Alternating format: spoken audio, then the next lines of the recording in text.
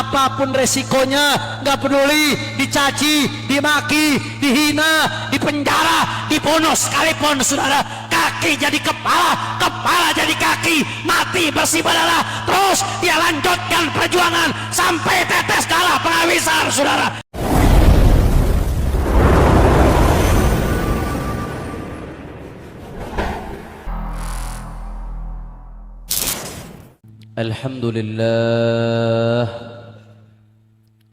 Alhamdulillahi Rabbil Alamin, wa bihi nasta'in ala umuri dunya wad din.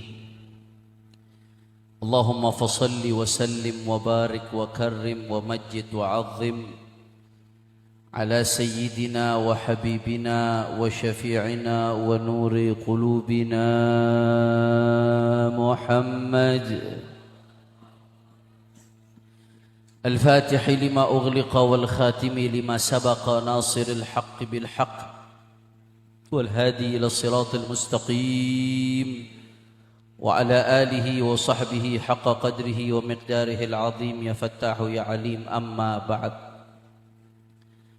Para alim ulama, para kiai, para asatid, para sesepuh, para tokoh masyarakat, wabil khusus segenap keluarga besar Pondok Pesantren Nurul Hidayah, Kiai Haji Hibatullah, Kiai Haji Ridwanullah, Kiai Haji Rijalullah, Kiai Haji Fahmi Al-Banani, Kiai Haji Aden Yusuf Ubaidillah, Kiai Haji Jami'un Nas liyaumin la raiba fih,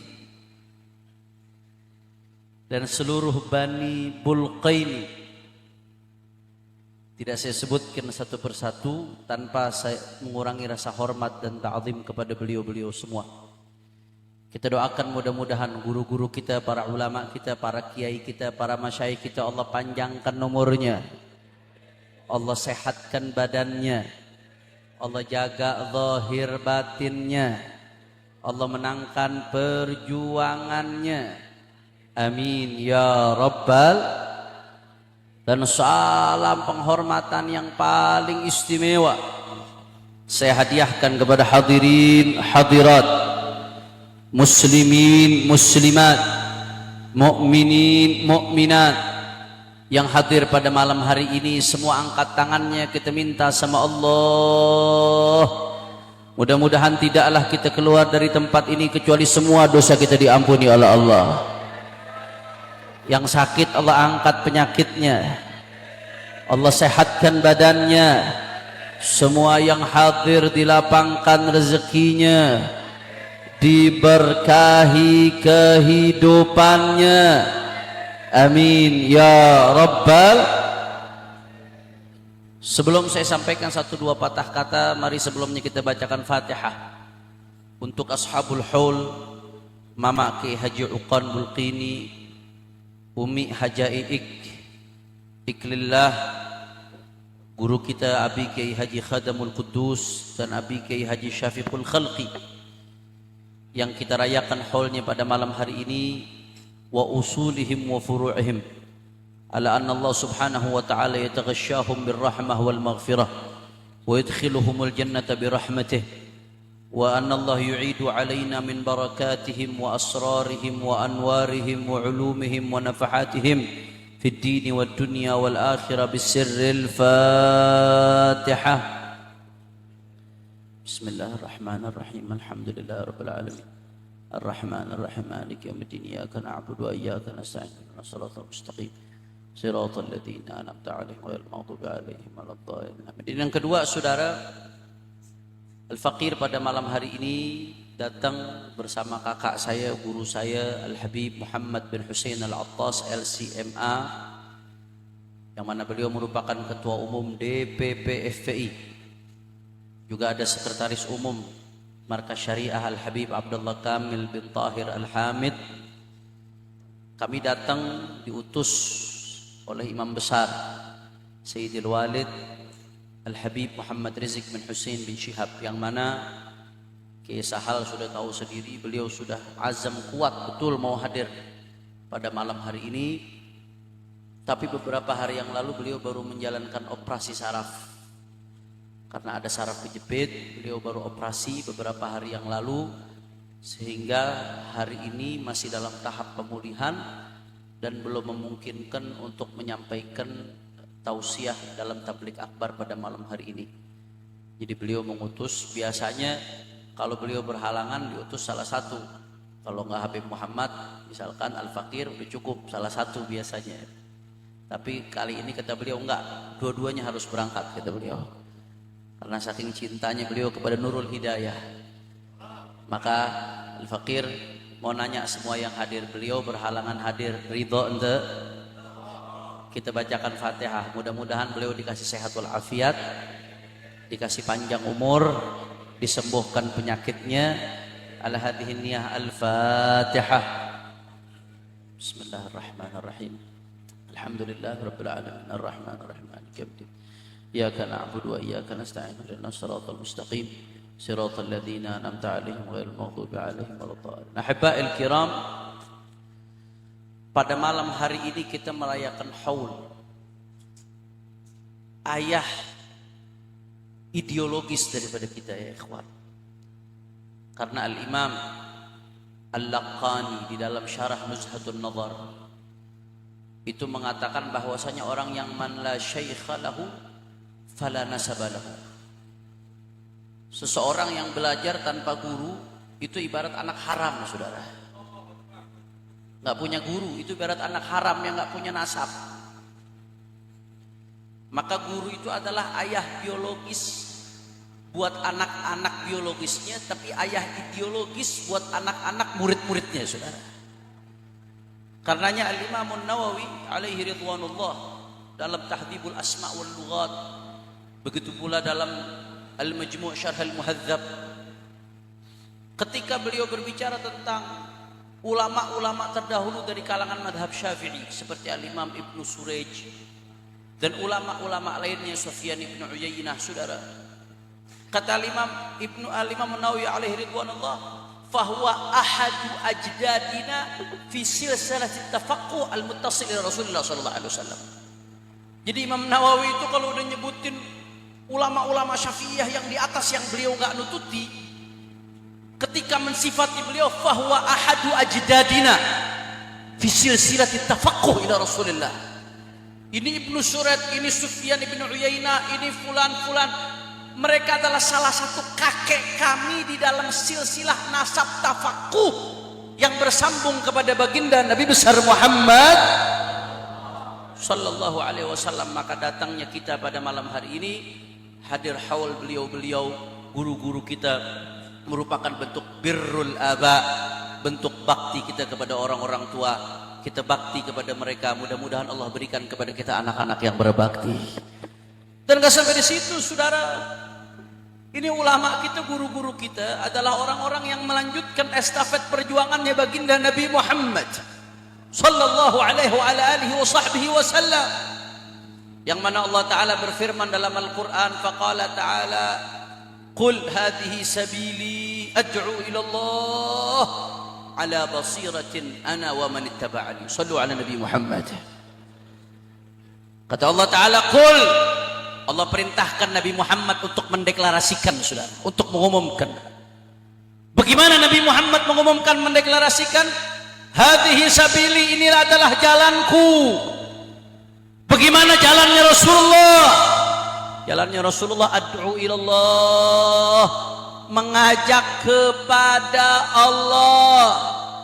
Saya garis bawahi sekali lagi, jalannya Nabi Muhammad itu ngajak kepada Allah, kepada syariatnya Allah, kepada agamanya Allah. Bukan mengajak kepada suku, saudara. Bukan mengajak kepada kelompok, bukan mengajak kepada golongan, bukan mengajak kepada sosok, apalagi mengajak kepada partai, mengajak kepada ormas. Itu semua hanya perantara, tapi goalnya, tujuannya jalan Nabi Muhammad ad'u ilallah. Allah perintahkan Nabi Muhammad untuk mendeklarasikan jalannya Rasulullah ad'u ilallah, mengajak kepada Allah subhanahu. Bagaimana Nabi Muhammad mengajak kepada Allah? Ala basirah, ay ala bayyinatin wadihatin, dengan dalil petunjuk yang terang benderang. Tapi di sini kabar gembiranya saudara, Allah suruh Nabi Muhammad umumkan jalan ini bukan hanya khusus buat Rasulullah, tapi ana wa manittaba'ani. Katakan wahai Muhammad, ini adalah jalan ana, jalanku, kata Muhammad, kata Rasulullah, wa manittaba'ani, dan orang-orang yang mengikuti jejaknya baginda Nabi Muhammad sallallahu alaihi wasallam, termasuk para sahabat, para ahlul bait, para tabi'in, para tabi'it tabi'in, sampai kepada guru kita almarhum Mama Ki Haji Uqan Bulqini bersama putra-putra beliau yang melanjutkan estafet perjuangan untuk ngajak kita kepada baginda Nabi besar Muhammad. Apapun bentuknya saudara, yang namanya dakwah bukan hanya di mimbar. Mimbar itu suratun min suwarid dakwah, salah satu bentuk gambaran dakwah yang diajarkan sama ulama-ulama kita, kiai-kiai kita ngaji di kitab pesantren, di pesantren saudara, itu ngajak kepada Allah. Emang ngaji fikih itu buat kemana kalau bukan kepada Allah? Ngaji tauhid itu buat kemana kalau bukan kepada Allah? Ngaji akhlak tasawuf kemana kalau bukan kepada Allah saudara? Semua ma'usisatil majalis walal ma'ahid walal madaris, tidaklah didirikan majelis-majelis ini, pesantren-pesantren ini, tidaklah didirikan madrasah ini illa li da'watil khalq ilal khaliq, kecuali tujuannya tidak lain dan tidak bukan mengajak makhluk untuk kepada Allah subhanahu.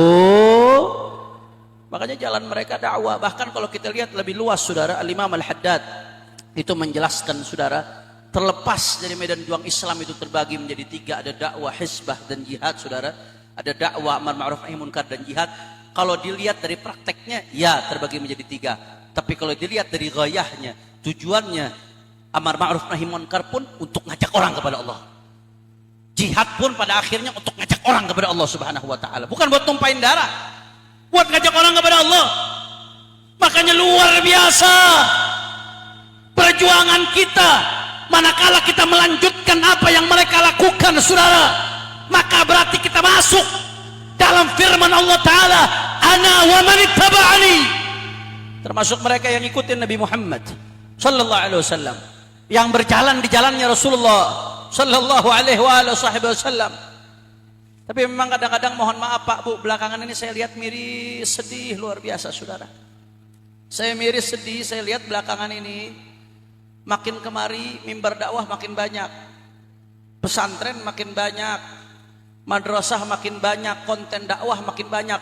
Kok rasa-rasanya umat makin jauh dari Allah Ta'ala saudara? Yang maksiat juga makin banyak, yang murtad pun makin banyak saudara. Ini ada apa?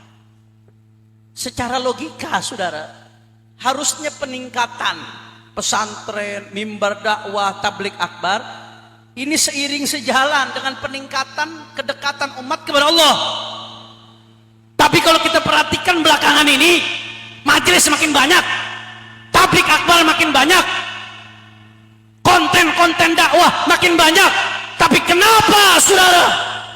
Yang kita lihat umat makin mundur, keadaan umat makin jauh dari Allah subhanahu.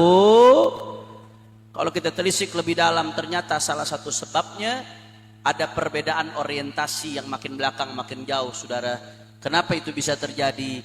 Karena saat ini dakwah tidak lagi dijadikan tuntunan, tapi dakwah dijadikan ini fakta. Makanya nggak masuk ke hati, cuma jadi tontonan buat muasin sementara, sesaat saudara. Saya kasih contoh bagaimana sekarang orientasi orang, banyak sekali dakwah cuma dijadiin tontonan bukan tuntunan. Mari saya kasih contoh saudara.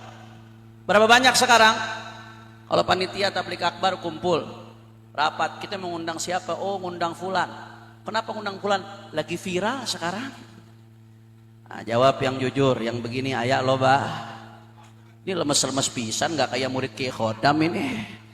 Ayak loh bah, kurang semangat ayak loh bah. Yang dijadikan pertimbangan viral. Kalau yang viral alim ya bagus, viral soleh bagus. Tapi kalau hanya viral jadi pertimbangan, berarti dia cuma nyari viralan, ketenaran. Dakwah jadi tontonan, bukan ton. Saya pernah diceritain Mas Sayyidil Walid, Imam besar Al-Habib Muhammad Rizik bin Husain bin Syihab. Mudah-mudahan beliau dijaga oleh Allah Subhanahu wa taala. Beliau apa pernah didatangin panitia. Mudah-mudahan bukan Kiai Sahal panitianya ini. Apa pernah didatangin panitia, undang Habib, saya undang tanggal sekian. Oh ya insya Allah kalau saya sehat saya datang. Terus panitianya ngomong, Habib saya boleh mesen, minta nggak? Minta apa? Nanti Habib ceramahnya yang lucu ya. Wah, ke imam besar ngomong begitu. Ceramahnya yang lucu ya Habib ya. Kata Habib, kalau ente mau undang ceramah lucu, jangan undang anak, undang Sri Mulat sana. Artinya apa? Lucu buat sekedar selingan supaya umat nggak merem, nggak ngantuk, bagus. Itu teknik dakwah. Tapi kalau itu dijadikan tujuan, dijadikan pertimbangan utama, itu berarti saudara, dakwah bukan lagi jadi tuntunan, tapi jadi, kira-kira jelas atau tidak? Ini yang bikin beda dakwah sekarang sama dakwah ulama-ulama kita dulu. Kiai-kiai kita dulu, Mama Bakri, Mama Abu Yauqan Bulkini, saudara, ulama-ulama kita dulu, mengapa dakwahnya bisa begitu meresap ke dalam hati? Padahal belum ada medsos zaman itu, saudara. Kendaraan masih susah, akses masih sulit. Tapi kenapa dakwah mereka bisa menusuk dalam hati, meresap ke relung-relung jiwa? Karena dakwah mereka betul sesuai dengan kata-kata dakwah, diambil dari da'a yad'u da'watan, betul-betul tuntunan untuk mengajak umat ke jalan Allah supaya umat lebih baik, bahagia dunia akhirat, bukan tontonan. Itu yang bikin dakwah mereka jadi sukses. Alhamdulillah. Maka oleh karena itu saudara, saya nggak panjang lebar, nanti guru saya, kakak saya Al Habib Muhammad bin Husain juga akan menyampaikan tausiah singkat saja yang ingin saya sampaikan pada malam hari ini. Saudara, saya jadi teringat ada seorang ulama besar dari Al Azhar, namanya Syekh Muhammad Al Ghazali alaihi ridwanullah. Bukan Imam Ghazali. Kalau Imam Al Ghazali, Al Imam Abi Hamid Muhammad bin Muhammad Al Ghazali At-Tusi. Kalau itu yang lahir tahun 450 Hijriah, wafat tahun 505 Hijriah. Bukan beliau yang saya maksud, bukan Sahibul Ihya. Tapi ada namanya Syekh Muhammad Al-Ghazali, ulama dari Mesir, saudara. Wafatnya belum lama. Beliau nulis satu kitab, judulnya Ma'allah Dirasatun Fit Da'wati Wad Du'at. Kitab ini menyoroti bagaimana fenomena dakwah yang makin jauh keluar dari relnya, saudara. Di antaranya beliau disebutkan di kitab itu, kalau betul-betul umat mau baik, dakwah betul-betul berfungsi sebagaimana mestinya, maka seorang da'i ini termasuk ulama, termasuk kiai, termasuk habaibnya, termasuk santrinya, termasuk umat secara umum. Karena dakwah itu kewajiban setiap orang dengan porsinya masing-masing. Nge-share melalui WhatsApp pun itu sudah dakwah, saudara. Maka setiap daripada da'i harus memenuhi 5 sifat dalam dirinya, saudara. Berapa sifat? Berapa sifat? Tapi sebelum saya lanjutkan, eta jam sabaraha eta? Jam 11 lewat 5. Ini kalau di Jakarta jam segini banci aja udah tobat ini, saudara. Di Bogor Barat jam segini masih ngaji. Lanjut ente. Ini yang jawab sebagian doang, kurang kompak. Lanjut ente. Kurang semangat, belum kayak santrinya Kiai Khodam. Kalau santri Kiai Khodam, santrinya Kiai Mama Uqan Bulkini semangat. Lanjut ente. Masih semangat? Yakin? Siap ngaji? Betul? Saya mau dengar dulu semangatnya. Bogor Barat, Sadayana, angkat tangannya. Nurul Hidayah, takbir, takbir, takbir, sallu ala nabi. Saudara, kalau dakwah betul-betul mau jadi tuntunan, betul-betul bisa membekas di tengah umat, maka seorang da'i harus memiliki 5 sifat, saudara. Siapapun di antara kita, kiainya, ulamanya, habaibnya, termasuk santrinya dan orang awamnya yang juga punya ikut andil untuk bisa terjun dakwah, harus memiliki 5 sifat. Berapa sifat? Pertama, as-silatu billah. Harus punya hubungan yang erat dengan Allah Subhanahu wa taala, saudara. Al-munqati' 'anillah kaifa yad'u ila Allah. Orang yang terputus dari Allah, bagaimana dia mengajak orang kepada Allah Subhanahu wa taala? Al-munqati' 'anillah kaifa yusulu ila Allah. Orang yang putus dari Allah, enggak ada wirid sama sekali, enggak ada zikir sama sekali, enggak ada hatinya khusyuk dalam sholat dan lain sebagainya, putus dari Allah Ta'ala. Bagaimana orang yang putus dari Allah mau ngajak orang kepada Gusti Allah Subhanahu? Makanya jangan kaget kalau kita lihat sekarang, Masya Allah, banyak yang aneh-aneh. Ada orang pakaiannya pakaian dakwah tapi kelakuannya kelakuan iblis, saudara. Yang cabulnya, yang jual beli dakwahnya, yang jual beli agamanya, saudara. Aya ente, aya ente. Saudara, kenapa itu terjadi? Saya mau ngajak kita sama-sama ingat satu ayat. Ayat ini, saudara, kalau kata guru saya Sayyidil Habib Segaf Baharun, dalam satu riwayat disebutkan iblis selalu berusaha bagaimana caranya manusia lupa dengan ayat ini.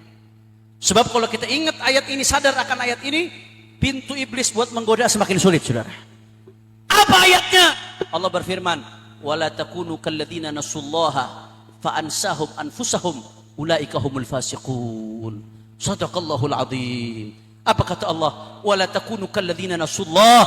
Jangan kalian jadi seperti orang-orang yang lupa kepada Allah. Kalau sudah lupa kepada Allah, enggak wirid, enggak zikir, enggak ada sholat malam sama sekali, enggak ada sholat sunnah sama sekali, padahal diajarkan itu sama guru-guru kita, saudara. Kalau sudah lupa sama Allah, apa yang terjadi? Fa'ansahum anfusahum. Allah akan bikin dia jadi lupa diri, saudara. Kalau sudah lupa sama Allah, lupa diri. Kalau sudah lupa diri, apapun dikerjakan. Maksiat nggak takut, ngelihat haram nggak takut, berucap yang haram nggak takut, makan haram nggak takut. Ini yang terjadi, saudara. Kalau sudah lupa sama Allah, lupa diri. Kalau lupa diri, saudara, faulaika humul fasiqun. Ujung-ujungnya jadi orang fasik. Na'udzubillah min. Maka pantang, apalagi santri, ya Allah, sampai putus wiridnya. Sayyidina Imam Abdurrahman As-Segaf itu sampai mengatakan apa? Man laisa lahu wirid fahuwa qirid. Siapa orang yang enggak punya wirid sama sekali, fahuwa qirid. Monyet itu, saudara. Apa bahasa Sundanya monyet, Kiai? Ya monyet itu monyet, saudara. Kenapa? Karena kalau manusia nggak ada wiridnya yang ketemu Allah, apa bedanya sama monyet? Kalau kerangkanya sama, bahkan monyet pun masih bertasbih. Dia nggak zikir sama sekali. Sayyidina Imam Abdullah bin Umar Asy-Syatiri itu mengatakan apa? Talibul ilm laisa lahu qiyamul lail, la yasluhu an yuqallu talibul ilm. Santri nggak ada qiyamul lail, nggak pantas disebut santri, saudara. Santri saja nggak qiyamul lail, nggak pantas disebut santri, apalagi kiai, apalagi habibnya. Nggak layak, saudara, jadi panutan. Adalah Habib Hasan bin Ismail Al-Hamid mengatakan kalau ada santri berlalu 1 minggu nggak ngimpi Rasulullah, nggak pantas sebut santri, saudara. Saking eratnya hubungan mereka dengan Allah dan baginda Nabi Muhammad Sallallahu Alaihi Wasallam. Maka ayo, saudara. Kalau kita terputus dari Allah, bagaimana mau nyambungkan manusia kepada Allah Subhanahu Wa Taala? Terlebih dahulu kita sambungkan, saudara. Kenapa dakwah mereka Aulia Utis'ah, Wali Songo, para aulia kita dulu, Habib Abdullah bin Muhsin, Keramat Empang Bogor, Keramat Luar Batang, dakwah mereka bisa begitu meresap, saudara. Nggak lain dan bukan karena hati mereka dipenuhi dengan Allah, sehingga kata-kata yang keluar dari mulut mereka meresuk ke relung-relung jiwa, mengajak hamba kepada Allah Subhanahu. Maka saya nggak perlu bicara banyak. Santri Nurul Hidayah udah lebih banyak ijazah wiridnya daripada saya, saudara. Tinggal dijalankan saja. Jangan sampai di pondok jadi orang soleh, begitu keluar wiridnya ditinggalkan jadi monyet, saudara. Na'udzubillah min. Na'udzubillah min. Kira-kira jelas deh? Jelas deh? Takbir. Jadi yang pertama harus punya as-silatu billah, punya hubungan dengan Allah Subhanahu. Yang kedua, saudara, kata Syekh Muhammad Al-Ghazali, syaratnya islahun nafas. Harus memperbaiki dirinya sendiri.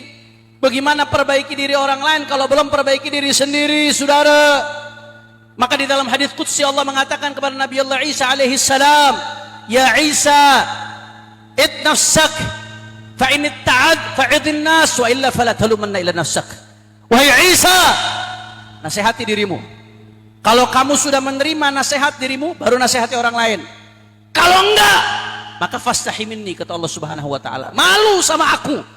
Kau bicara baik, nasihati orang, statusnya orang soleh, saudara, tapi isi kelakuannya yang dilihat bejat, saudara. Nasihati diri sendiri sebelum menasihati orang lain. Makanya Imam Al-Ghazali dalam kitabnya, saudara, Fadhaihul Batiniyah, ketika beliau bicara soal hierarki perbaikan di sepertiga terakhir dari kitab Fadhaihul Batiniyah, bagaimana hierarki perbaikan? Perbaikan itu mulai dari diri sendiri, saudara. Kalau sudah orang yang nggak bisa memperbaiki dirinya sendiri, bagaimana memperbaiki keluarga? Nggak bisa memperbaiki keluarga, bagaimana mau memperbaiki lingkungan? nggak bisa perbaiki lingkungan, bagaimana memperbaiki negara? Nggak bisa perbaiki negara, bagaimana memperbaiki diri dunia? Mulai dari diri. Makanya imam besar dalam gosidahnya jelas, gosidah Medan Juang Islam, mulailah dari diri sendiri, jangan melanggar syariat Nabi.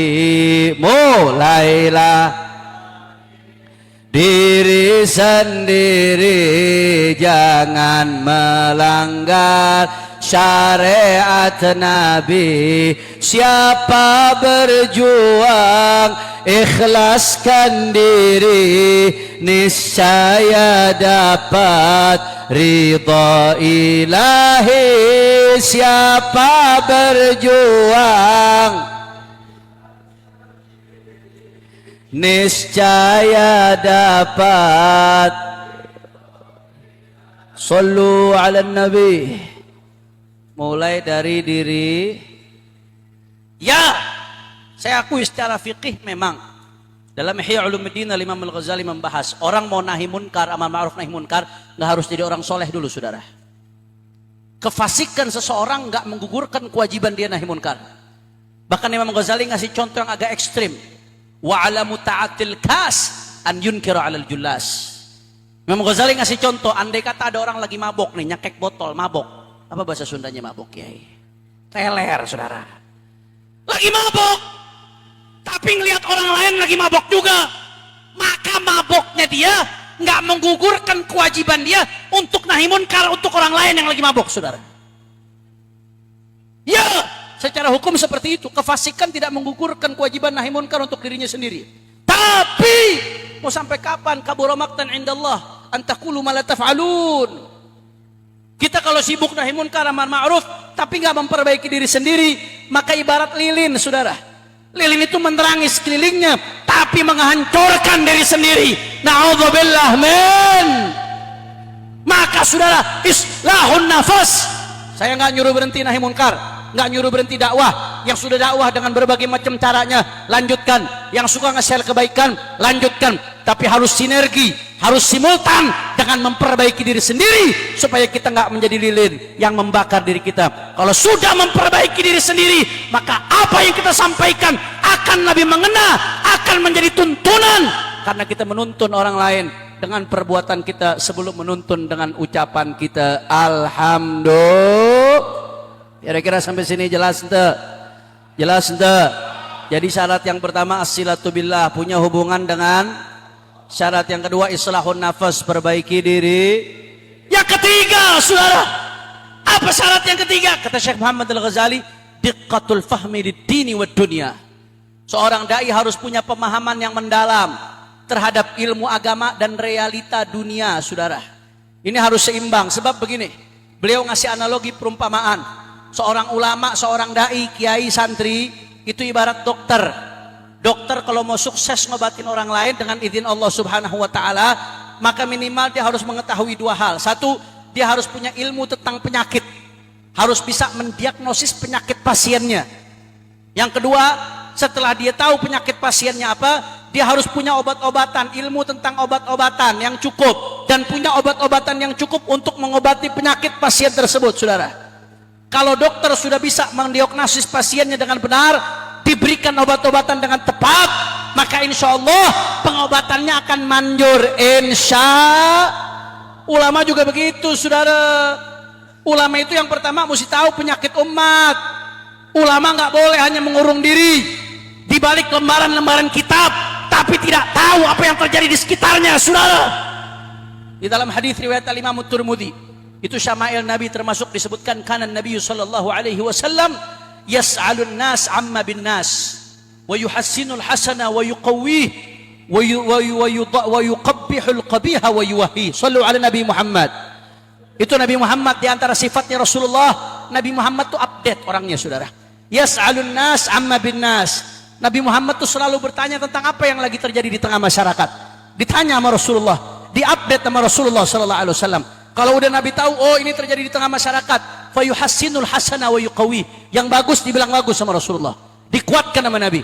Kalau ada yang jelek ditegur sama Rasulullah, dilemahkan kejelekan tersebut oleh Nabi. Ulama mesti begitu, saudara. Santri mesti begitu, mesti tahu, oh daerah sini judi online yang main banyak, oh daerah sini LGBT-nya banyak, oh daerah sini ada pelacuran, oh daerah sini narkobanya banyak, oh daerah sini banyak yang nggak sholat, oh daerah sini kalau Ramadan banyak yang mokel. Ulama mesti tahu, saudara, mesti melek terhadap kemungkaran yang terjadi. Sebab kalau ulama nggak tahu kemungkaran yang terjadi, masalah di tengah umat apa, dia sama seperti dokter yang nggak mendiagnosis apa penyakit pasiennya, saudara. Kalau sudah tahu dia penyakit di tengah masyarakat apa, maka setelah itu diberikan solusinya dari Al-Quran, dari hadis, dari kitab-kitab ulama kita Ahlus Sunnah.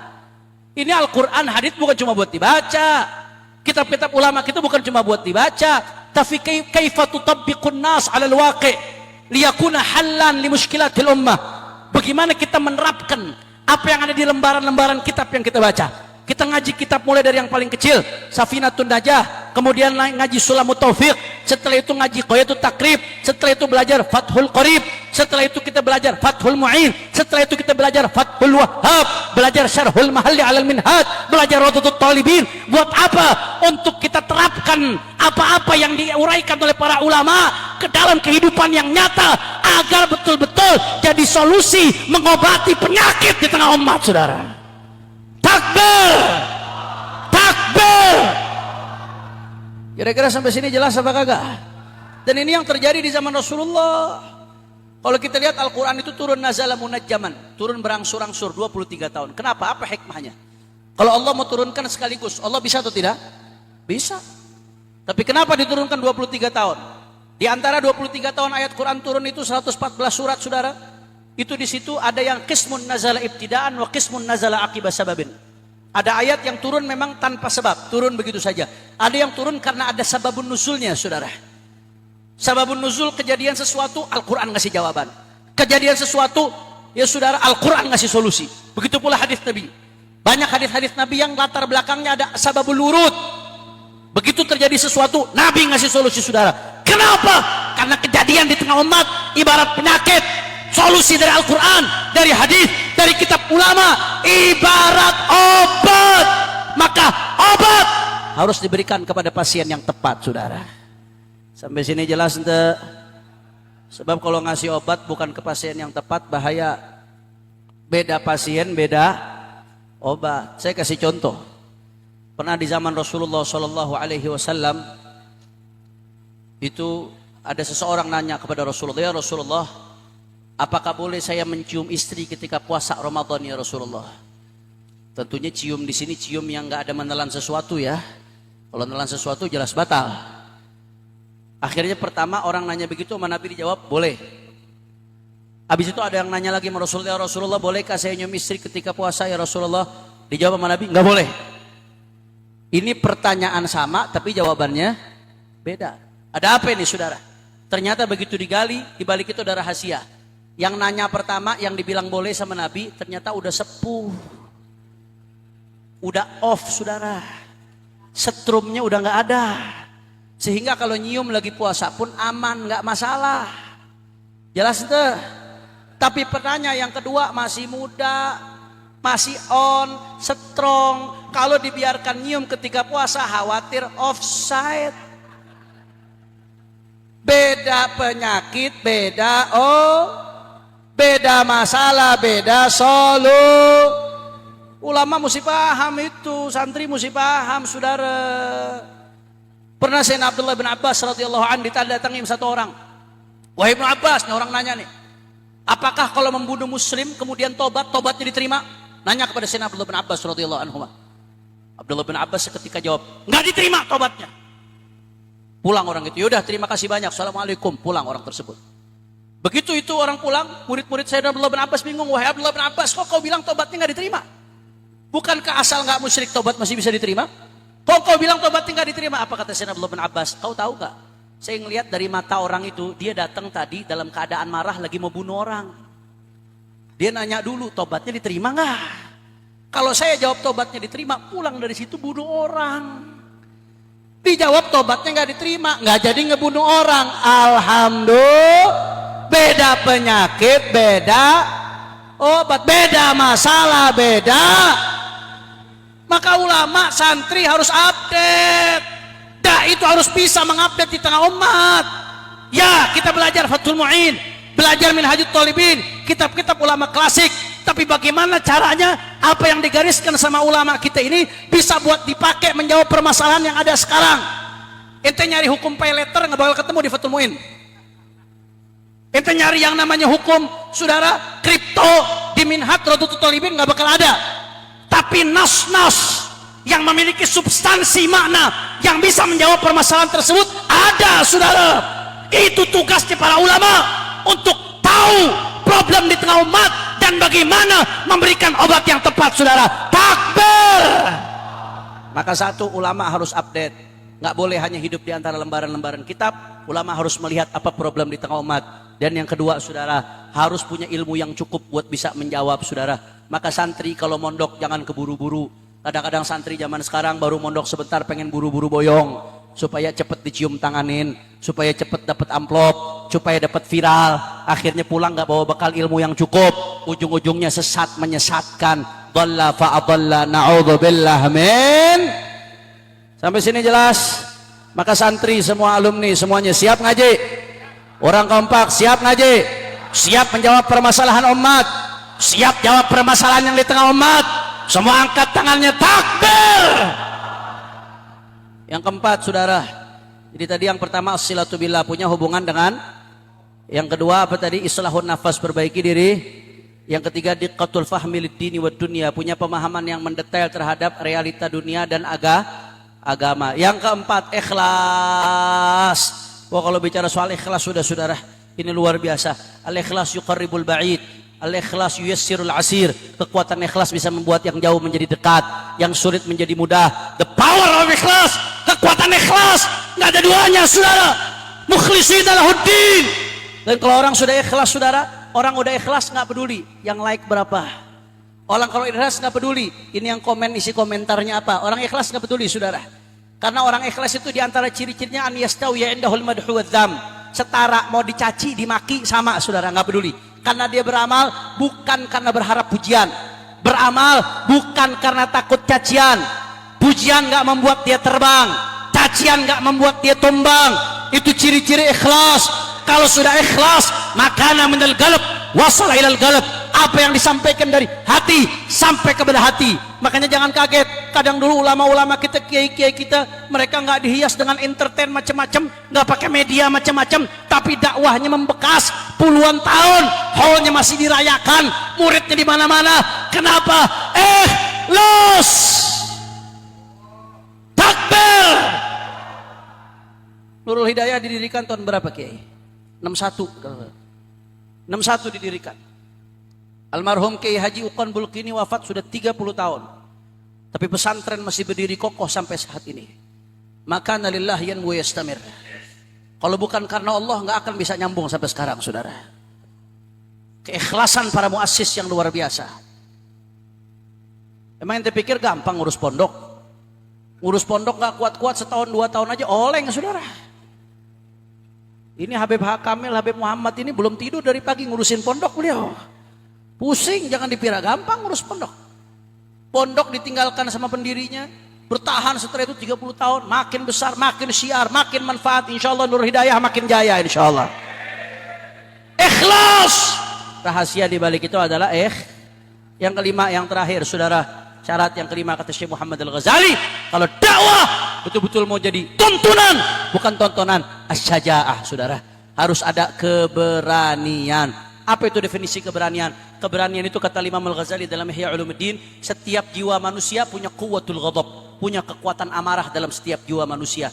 Kalau kekuatan amarah ini dijaga dengan baik, kalau kekuatan amarah terlalu besar, terlalu emosi, namanya tahawur, ngawur. Berani nggak pakai perhitungan, ngawur namanya, saudara. Tapi kalau kekuatan amarahnya terlalu minim, jubun, jadinya pengecut, saudara. Tapi kalau seimbang, mu'tadil, dia bisa menyeimbangkan kekuatan amarah yang ada dalam diri setiap manusia, lahirlah sifatun mahmudah, satu sifat yang terpuji yang disebut dengan syaja'ah, keberanian, saudara. Syarat Kalau mau dakwah itu betul-betul jadi tuntunan, nyampaikan yang hak itu hak, yang batil itu batil, harus ada keberanian. Karena Rasulullah sallallahu alaihi wasallam itu adalah orang yang paling berani. Nggak ada yang berani seperti Rasulullah sallallahu alaihi wasallam. Nggak ada yang kayak Rasulullah. Karena tantangan dakwah itu besar, bukan soal keras atau lembut. Keras lembut cuma retorika. Tapi memang dakwah itu sendiri akan berbenturan dengan banyak hawa nafsu. Nabi Muhammad kurang lembut apa Pak Bu? Di Mekah Nabi Muhammad itu dicaci, dimaki, Nabi nggak balas. Dilempari kotoran, diludahi, Nabi doain itu yang meludahi saudara. Dilempari batu sampai Nabi berdarah, didoain mereka. Kurang lembut apa? Tapi Nabi tetap dimusuhi saudara. Nabi tetap dihina, Nabi tetap maju. Nabi dibujuk supaya mau dikasih perempuan yang paling cantik, dikasih harta paling banyak, dikasih kerajaan. Tapi apa jawaban Nabi? Wa wada'u syamsa biyamini wal qamara biyasari ala an atruka hadzal amr wallahi lan atrukahu hatta adharahu Allah au ahlik duna. Demi Allah, jangankan harta tahta wanita, andai kata mereka meletakkan matahari di telapak tangan kananku, bulan di telapak tangan kiriku, supaya aku tinggalkan dakwah ini, apa kata Nabi Muhammad? Demi Allah, aku tidak akan meninggalkannya sampai diberikan kemenangan atau mati bersibah darah. Saudara, takbir, takbir. Gak ada yang lebih berani seperti Rasulullah SAW. Maka syarat mutlak menyampaikan kebenaran, berani. Kalau keberanian menyampaikan kebenaran sudah hilang, apa kata Nabi? Idza habat ummati an taqula lidzalim ya zalim faqad tudi'a minha. Kalau umatku sudah takut untuk mengatakan kepada zalim, hei zalim, kepada perampok, hei perampok, kepada pencuri, hei pencuri, kepada pengkhianat, hei pengkhianat. Kalau umatku sudah takut seperti itu, faqad tudi'a minha, maka telah dicabut, ditinggalkan keberkahan dari umat itu, saudara. Naudzubillah min. Maka syarat untuk bisa menjadikan dakwah sebagai tuntunan bukan tontonan harus berani. Bagaimana caranya supaya berani, Habib? Kata Syekh Muhammad Al-Ghazali, kalau mau berani syaratnya dua. Yang pertama, jangan berharap dari manusia, saudara. Begitu kita berharap sama manusia, hilang keberanian kita kepada orang tersebut. Saya kasih contoh, andai ada satu kiai, satu Habib, setiap bulan dapat transferan 20 juta dari fulan. Tahu-tahu suatu saat melakukan maksiat. Nerima hadiah boleh, silahkan, tapi berharapnya nggak boleh. Begitu fulan yang biasa ngirim transfer 20 juta maksiat, mau negor nggak berani, saudara. Ya kalau saya tegur transferan gak masuk lagi deh. Ada satu Habib Kiai setiap bulan dapat bantuan bupati 30 juta, 50 juta, amplop warna coklat. Tahu-tahu suatu saat bupatinya maksiat, bikin kebijakan yang merugikan umat. Kalau dia nerima, memang haknya dia sebagai warga, tanpa berharap, tetap berani negor. Tapi kalau sudah berharap, saudara, Masya Allah, ini kalau saya tegur bupati 50 juta hilang tiap bulan. Imanuhum fi amplopihim, saudara. Kalau sudah bergantung, takut sama manusia, tidak akan berani. Maka syarat berani satu, nggak berharap kepada manusia. Yang kedua, hanya berharap kepada Allah Subhanahu wa ta'ala, saudara. Karena orang yang imannya kuat akan sadar keberanian gak mempercepat kematian dia. Pengecutnya dia, rasa pengecut gak akan memperlambat kematian dia. Orang yang beriman akan sadar seperti itu. Kalau sadar seperti itu, dia tahu manusia sebanyak apapun mau menyakiti dia, kalau Allah gak izinkan, gak akan terjadi. Begitu juga, saudara, dia sadar manusia sebanyak apapun mau melindungi dia, kalau Allah takdirkan celaka, tetap celaka, saudara. Hanya bergantung kepada Allah. Maka kalau sudah nggak berharap sama manusia, bisa mandiri, nggak hanya bergantung kepada Allah, di situ akan timbul keberanian. Kenapa kita ucapkan Allahu Akbar, saudara? Kenapa kita ucapkan itu di dalam sholat dan di luar sholat, di tablik akbar, ketika membangun semangat di tengah umat? Kenapa kita ucapkan? Karena untuk menanamkan di hati kita, kalau sudah membawa kebenaran, al-haqqu min rabbik, bawa ajaran Allah, maka nggak usah takut. Siapa yang maha besar? Orang kompak, siapa yang maha besar? Siapa yang maha perkasa? Siapa yang maha kuasa? Siapa yang maha kuat? Siapa yang maha memberikan pertolongan? Kalau udah mengatakan Allahu Akbar, berarti manusia, pejabat, orang kaya, siapapun, siapa yang maha besar, takbir. Bukan berarti kita ngeremehin orang, bukan. Bukan berarti kita merasa lebih baik dari orang, bukan. Tapi nggak perlu takut untuk menyampaikan kebenaran manakala datangnya dari Allah Subhanahu. Maka tadi 5 syarat untuk dakwah betul-betul menjadi tuntunan, bukan sekedar tontonan. 1, isilatu billah, punya hubungan dengan. Yang kedua, islahun nafas, perbaiki diri. Yang ketiga, saudara, adalah diqqatul fahmi lid-dini wad dunya, punya pemahaman yang mendetail terhadap ilmu agama dan realita dunia. Yang keempat, yang kelima, syaja'ah, berah. Kalau sudah betul-betul punya hubungan dengan Allah, maka dakwahnya akan betul-betul menyambungkan manusia kepada Allah. Kalau sudah betul-betul islahun nafas, memperbaiki diri sendiri, maka perangainya, akhlaknya akan menjadi dakwah sebelum kata-katanya, saudara. Kalau sudah punya pemahaman yang mendalam terhadap agama dan realita dunia, maka dakwahnya betul-betul menjadi tuntunan untuk memberikan solusi di tengah umat. Kalau sudah ikhlas, maka apa-apa yang ikhlas akan masuk ke dalam hati. Kalau sudah punya keberanian, maka dia akan sampaikan tuntunan apapun resikonya, nggak peduli dicaci, dimaki, dihina, dipenjara, dibunuh sekalipun, saudara. Kaki jadi kepala, kepala jadi kaki, mati bersih berdarah, terus dia lanjutkan perjuangan sampai tetes darah penghabisan, saudara. Allahu Akbar, Allahu Akbar, Allahu Akbar. Maka saya mau tanya semua alumni Nurul Hidayah, siap bersatu? Keluarga besar Nurul Hidayah, siap lanjutkan perjuangan guru-guru kita? Siap terus dakwah? Siap terus amar ma'ruf nahi munkar? Siap terus jihad fisabilillah? Siap lanjutkan perjuangan guru-guru kita? Semua angkat tangannya, takbir, takbir, takbir. Sallu ala nabi. Masya Allah. Maka ayo sama-sama kita baca sholawat terakhir. Setelah itu kita dengarkan tausiah utama yang inti dari guru kita Habib Muhammad bin Husain Al-Attas